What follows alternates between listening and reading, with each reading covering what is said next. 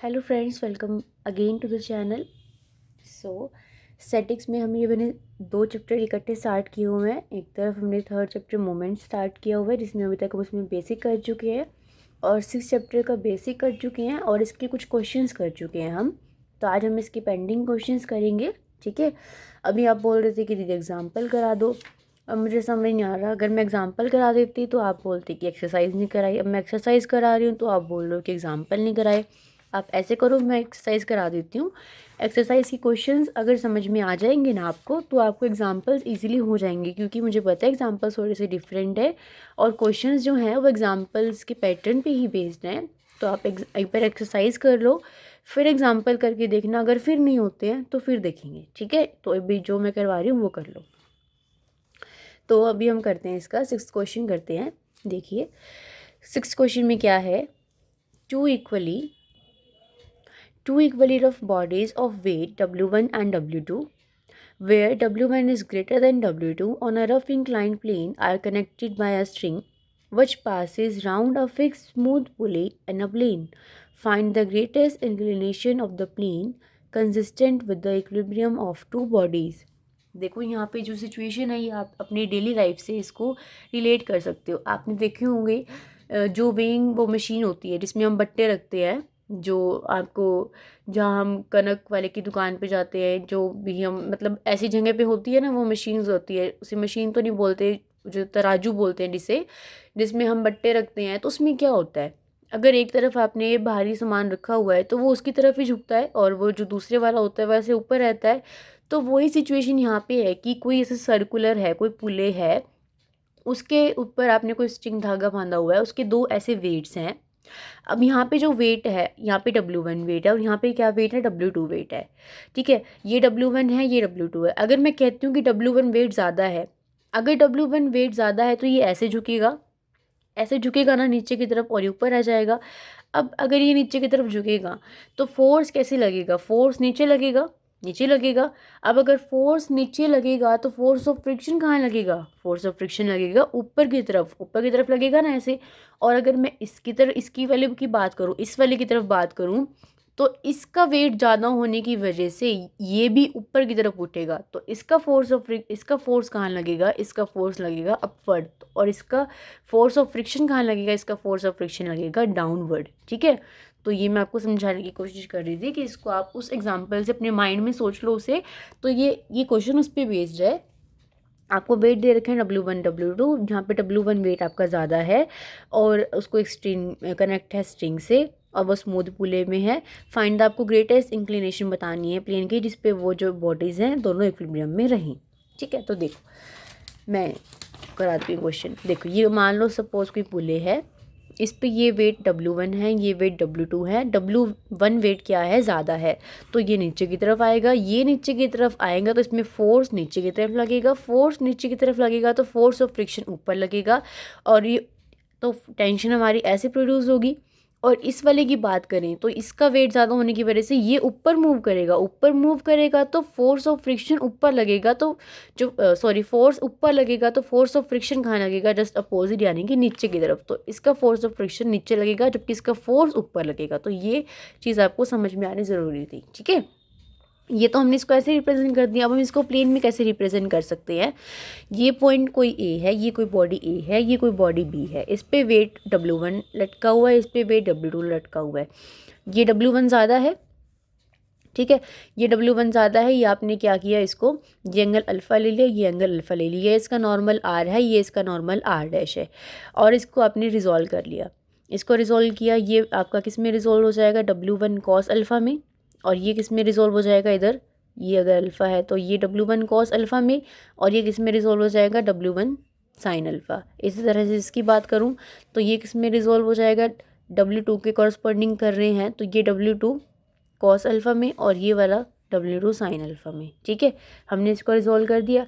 अब हमें क्या निकालना है, हमें वो ग्रेटेस्ट इंक्लिनेशन निकालना है। ग्रेटेस्ट इंक्लिनेशन यानी कि एंगल, यानी कि हमें अल्फ़ा की वैल्यू निकालनी है कैसे भी करके। तो देखो कैसे करेंगे हम इसको।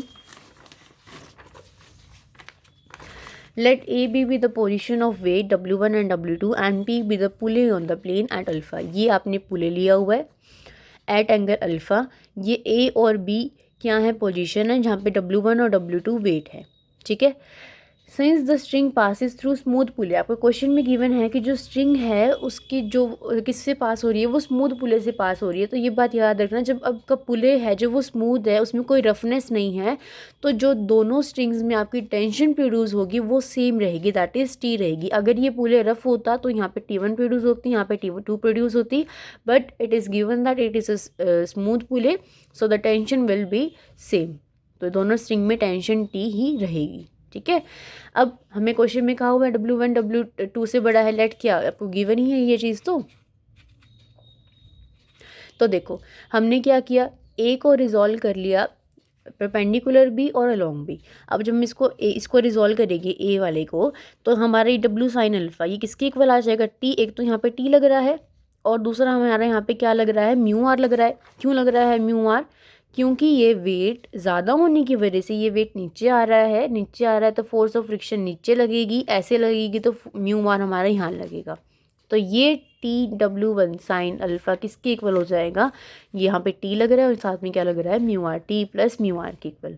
और अगर मैं परपेंडिकुलरली बात करूँ तो R किसके इक्वल हो जाएगा, W1 कोस अल्फा, ठीक है। तो R किसके इक्वल हो जाएगा, W1 कोस अल्फा। R की वैल्यू को यहाँ पुट कर सकती हूँ मैं, तो इसमें इसकी वैल्यू को पुट कर दिया, तो हमारे पास क्या आ जाएगा, W1 sine alpha is equals to T plus mu, R की वैल्यू W1 कॉस अल्फा। तो इसको यहाँ ले आए हम, T को हमने यहाँ रखा, W1 दोनों में से कॉमन आ गए through out, sine alpha minus mu cos alpha, हमारे पास ये इक्वेशन बन गई, इसको हमने सेकंड लेट कर लिया। अभी हमने सिर्फ A के अलॉन्ग इसको रिजॉल्व किया, अब हम क्या करेंगे, इसको B के अलॉन्ग रिजॉल्व करेंगे। तो B के अलॉन्ग जब हम रिजॉल्व करेंगे तो देखो, पर इसकी बात करते हैं अलॉन्ग द प्लेन, यहाँ पे क्या है W2 साइन अल्फा, और इसकी बात करूँ मैं, W2 लाइट होने की वजह से क्या करेगा, ऊपर की तरफ जाएगा, तो हमारा म्यू आर यहाँ पे लगेगा, इस पर ये हमारी म्यू आर डैश बन जाएगा, इसका रिजल्टेंट आर डैश है तो ये क्या बन जाएगा, म्यू आर डैश बन जाएगा। उसका म्यू आर इधर, इसका म्यू आर इधर, क्योंकि दोनों की डायरेक्शन क्या है, अपोजिट है, ठीक है। तो इसका म्यू आर डैश यहाँ बन जाएगा। तो हमारे पास रिजॉल्व करके क्या आएगा, W2 sine alpha plus mu R dash is equals to T। यहाँ पे T फोर्स है ना, ये T है, ये देखो, ओके।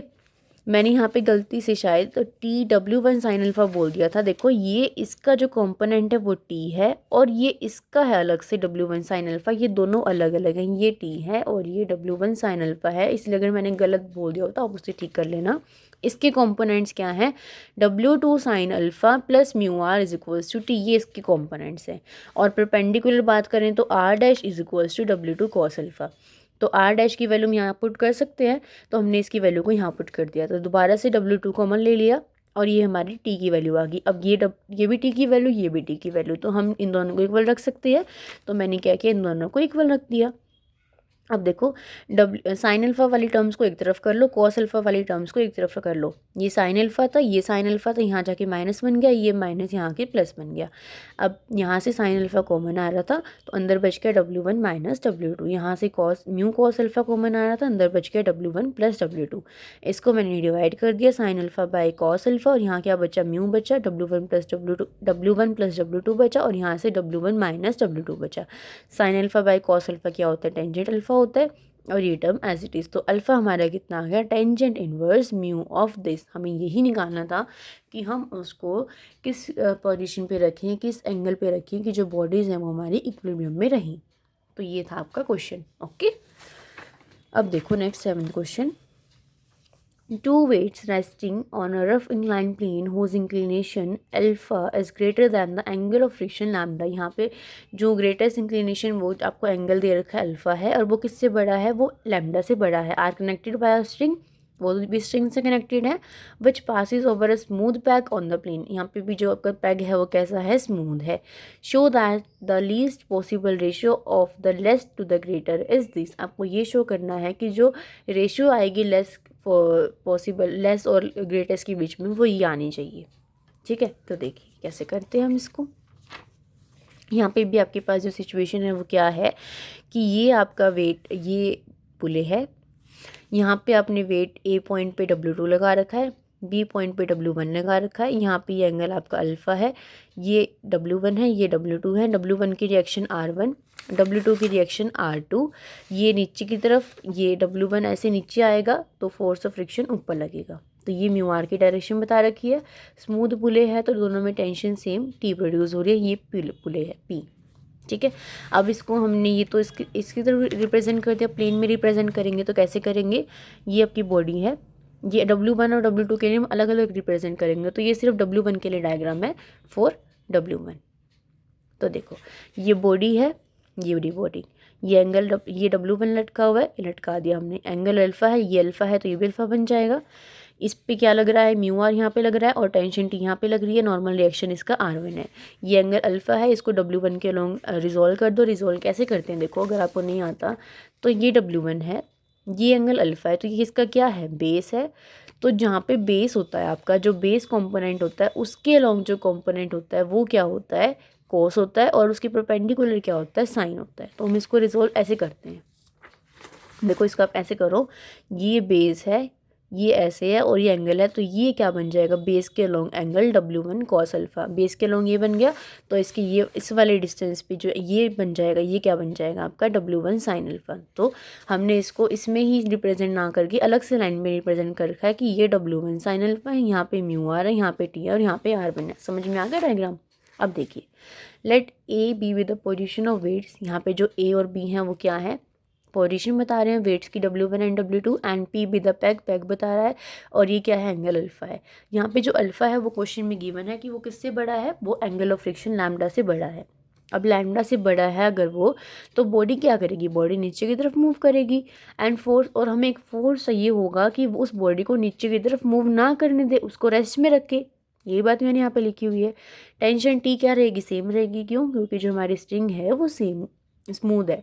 अब हमने क्या लेट कर लिया, हमने लेट किया कि W1 हमारा क्या है, W2 से बड़ा है। अब अगर W1 W2 से बड़ा है तो W2 बाय W1 की जो लीस्ट W2 बाय W1 की कम से कम वैल्यू कब होगी, is least if equilibrium is limiting. अगर जो ये है इक्विलिब्रियम किस में आ जाए, लिमिटिंग इक्विलिब्रियम आ जाए, तो हमारी जो W2 बाय W1 की वैल्यू है वो लीस्ट हो जाएगी, कम हो जाएगी, मिनिमम हो जाएगी।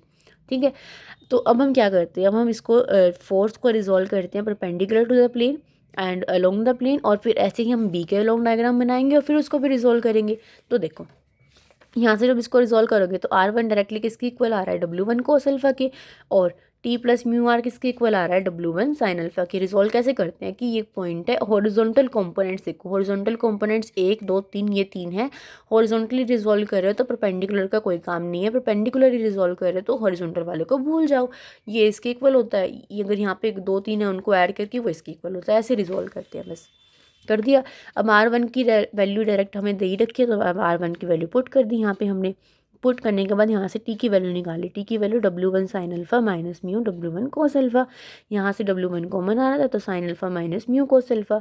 तो W1 की वैल्यू में क्या किया देखो, म्यू को पहले टेंजेंट लैम्डा लिखा, उसके बाद इसको इस पूरी इक्वेशन को कोस लैम्डा से मल्टीप्लाई करना है, कोस लैम्डा से डिवाइड करना है। ऐसे हम आर्टिकल में भी किया करते थे, अगर आपको याद हो तो इसको कोस लैम्डा से मल्टीप्लाई करो तो कोस लैम्डा, इसको करोगे तो कोस लैम्डा से डिवाइड, कोस लैम्डा से मल्टीप्लाई। तो sine alpha cos lambda minus sine alpha by cos, sign lambda by cos lambda, cos lambda cos alpha by cos lambda, ये सब टर्म्स आ गई, ये सब टर्म्स आ गई। देखो अब इसको हमने कैसे किया, ये एज इट इज़ था। इसका अगर मैं एलसीएम लूँगी तो sine alpha cos alpha minus cos alpha, यहाँ से क्या बन जाएगा, साइन, ये तो कैंसिल हो जाएगा, क्या बचेगा, साइन लैम्डा कॉस अल्फ़ा बचेगा, बाकी तो सेम एज इट इज़ है, बस इसको इसे कैंसिल कर दिया तो यहाँ पे हमारे पास ये आ गया। फिर साइन है कॉस बी माइनस कॉस है साइन बी का फॉर्मूला बन गया, तो sine alpha minus lambda upon cos alpha, ये आपकी टी की वैल्यू आ गई। इसी तरह से हम टी की वैल्यू निकालेंगे किसके लिए, W2 के लिए। देखो W2 यहाँ पे था, ये रहा पॉइंट पे, ये पॉइंट A है, इस पे W2 है, ये एंगल अल्फ़ा है, यहाँ पे म्यू आर यहाँ पे था तो म्यू R2 यहाँ पे आएगा, ये टेंशन T प्रोड्यूस हो रही है, ये इसका R2 है। ओके, अब ये अल्फ़ा है तो फिर देखो फिर से ये बेस है इसके अलोंग अल्फा एंगल है तो W2 कॉस अल्फा और इसके along W2 sine alpha. Resolve करने हम इसको रिजोल्व कैसे करेंगे, R2 किसके इक्वल आ जाएगा, W2 कॉस अल्फा के, और यहाँ से W2 sine alpha plus mu R2 किसके इक्वल आ जाएगा, T के। हमने अलग अलग लिया ना, इसका रिजल्टेंट R2 लिया तो यहाँ पे म्यू R2 बनेगा, वहाँ पे R1 लिया था तो म्यू R1 था। ठीक है, तो ये आ गई। अब R की वैल्यू इसमें पुट कर सकती हूँ मैं, R की वैल्यू मैंने इसमें पुट कर दी। यहाँ से क्या किया, W2 कॉमन ले लिया, अंदर ये बचा। दोबारा से म्यू को टेंजेंट लैम्बडा लिखोगे, मल्टीप्लाई एंड डिवाइड करोगे कॉस लैम्बडा से, दोबारा से ये इक्वेशन बन जाएगी। अब एक टी की वैल्यू ये आ गई, एक टी की वैल्यू आ गई, दोनों को इक्वल रख सकते हैं, तो दोनों को इक्वल रख दिया। दोनों को इक्वल रखने से क्या किया, देखो W हमें क्या निकालनी है, हमें देखो क्वेश्चन में क्या बोला हुआ है, show that the least possible ratio of the less to the greatest is this. आपको रेशियो निकालनी है किसकी, वेट्स की। वेट्स को शुरू में दे रखी है ये बात कि वेट्स की रेशियो निकालनी है। वेट्स की रेशियो ग्रेटेस्ट और जो बड़ा वेट है और जो छोटा वेट है उसकी जो रेशियो आनी चाहिए वो ये आनी चाहिए। तो वेट हम यहाँ पे W1 और W लेके चल रहे हैं, और हमने क्या कंसिडर किया हुआ है कि W1 बड़ा है, W1 बड़ा है, तो हम अगर W1 और W2 की रेशियो निकाल दें तो हमारा क्वेश्चन सॉल्व हो जाएगा। हम वही कर रहे हैं। अब हमने टी की वैल्यू निकाल दी in the terms of W1 and W2। तो यहाँ से W2 बाई W1 निकाला आपने, वो क्या आ गया, इनको डिवाइड कर दो कि कोस लैम्बडा से कोस लैम्बडा कट जाएगा और ये बचेगा।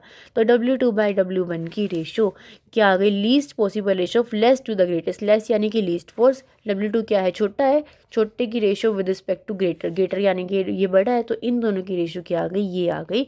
You can say sine alpha minus lambda ratio sign alpha plus lambda. यही आपको प्रूव करना था।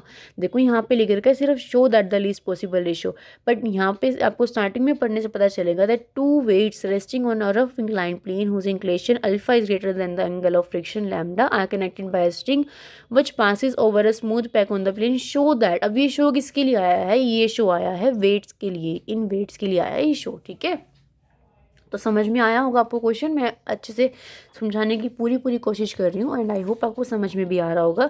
तो इस वीडियो को इतना ही रखते हैं क्योंकि फिर लेंथी हो जाएगी तो समझ में नहीं आएगा आपको। नेक्स्ट वीडियो में हम कवर करेंगे 8th और 9th क्वेश्चन। 8th और 9th क्वेश्चन आपको जब भी आएंगे जब आपने आर्टिकल किया हुआ होगा। मैं अभी यहाँ पे डायरेक्टली लिखूंगी, देखो अकॉर्डिंग टू आर्टिकल दिस, क्योंकि ये डायरेक्ट रिजल्ट है आपका आर्टिकल का, और आर्टिकल मैंने आपको बहुत अच्छे से करवाए हुए हैं। ठीक है, तो अगर अब तक आपने आर्टिकल नहीं किए हैं तो 8th और 9th क्वेश्चन समझने के लिए पहले आर्टिकल को ज़रूर पढ़ना। ठीक है, वैसे तो आपको आर्टिकल पढ़ने ही पड़ेंगे, आपको एक्सरसाइज आएगी नहीं बिना आर्टिकल के। तो अगर इन क्वेश्चंस में जो मैंने इस वीडियो में करवाया है, इन क्वेश्चन में कोई भी डाउट हो तो आप मुझे कमेंट सेक्शन में कमेंट करके पूछ सकते हैं। ठीक है, बाकी के क्वेश्चंस करेंगे नेक्स्ट वीडियो में। Till then bye bye, take care. और अगर आप मेरे चैनल पर नए हैं तो आप मेरे चैनल को सब्सक्राइब करके बेल आइकन को हिट कर सकते हैं। Okay, bye bye.